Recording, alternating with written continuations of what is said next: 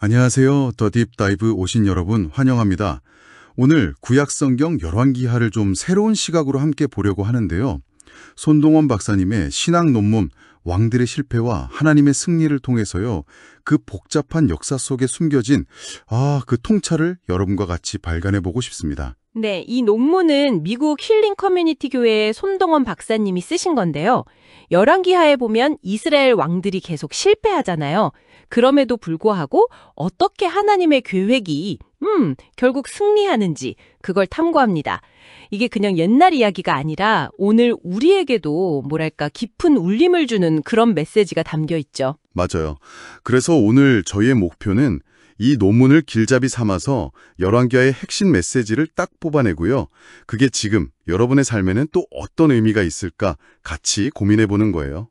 보통 열왕기하 하면 좀 실패, 심판 이런 이미지가 강한데 여기서 승리를 딱 이야기하니까 이게 흥미롭네요. 그렇죠. 이게 단순히 실패한 왕들 이야기 모아놓은 게 아니라는 거죠.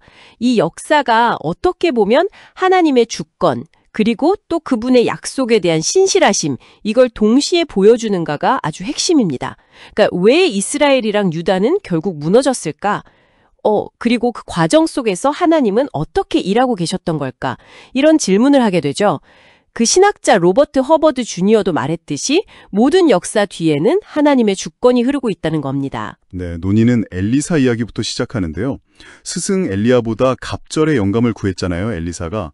저자께서는 그 모습에서 점점 어두워지는 시대 속에서도 하나님의 능력은 여전히 강력하게 역사하고 있다는 걸 보여준다고 해석하세요. 마치 꺼지지 않는 등불처럼 말이죠. 이게 신약에서 예수님이 제자들에게 약속하신 더 큰 일 있잖아요. 그걸 미리 보여주는 것 같기도 하고요. 시대를 초월하지만 인간의 반응은 좀 달랐죠. 북이스라엘 왕들의 역사를 쭉 보면 끊임없이 하나님을 배반하고 우상에게로 돌아섭니다. 계속 반복돼요. 결국 아수르에 의해 멸망하는데 논문은 이게 그냥 정치적인 사건이 아니라 하나님과의 언약을 저버린 결과다. 즉 하나님의 공의로운 심판이었다는 점을 강조합니다. 불순종에는 반드시 결과가 따른다는 것, 그 냉엄한 전시를 보여주는 거죠. 그런데 남유다 역사로 넘어가면 조금 다른 모습이 나타나요. 히스기야나 요시야 같은 왕들이 나타나서 종교 개혁을 시도하잖아요. 이들의 노력이 참 흥미로운 지점인데 논문에서는 이들의 퇴슈바, 그러니까 진정한 회개가 하나님의 심판을 잠시나마 유보시키는 결과를 가져왔다고 분석해요. 여기서 퇴슈바는 그냥 후회하는 감정, 이게 아니고 삶의 방향을 완전히 하나님께로 돌리는 행동을 의미하는 거죠. 맞아요. 특히 그 요시야가 율법책을 발견하고 옷을 찢으면서 막 진심으로 회개했을 때 하나님께서 그의 기도를 들으셨다는 기록이 있잖아요. 왕하 22장 19절에요. 회개가 정말 하나님의 마음을 움직일 수 있구나 하는 희망을 보여주죠.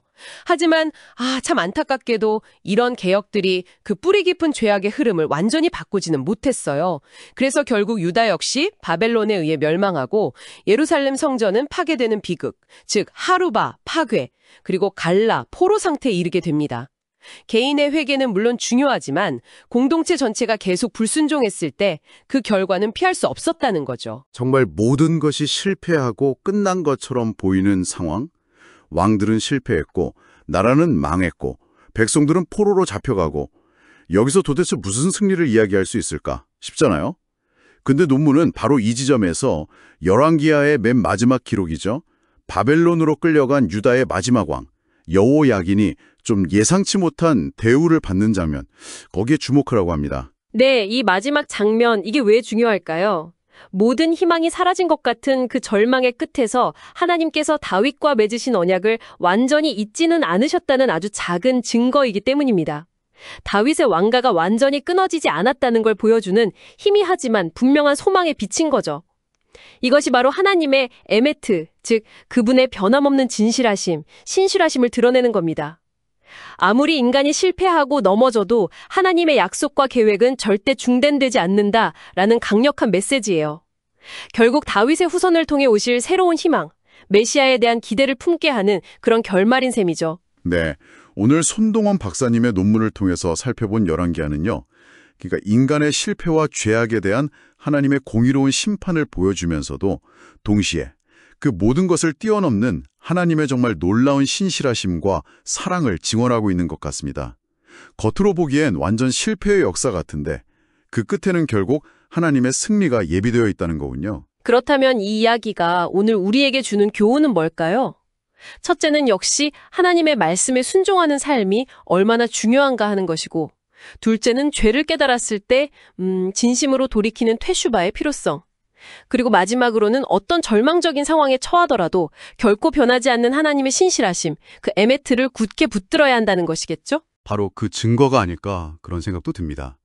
네, 오늘 이 딥다이브를 마치면서 여러분께 질문 하나를 남기고 싶습니다.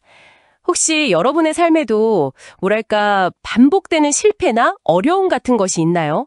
그 속에서도 여전히 여러분을 붙들고 일하고 계시는 하나님의 신실하심, 그 에메트를 어떻게 발견하고 계신가요? 잠시 이 질문을 한번 곱씹어보는 시간을 가져보시면 좋겠습니다.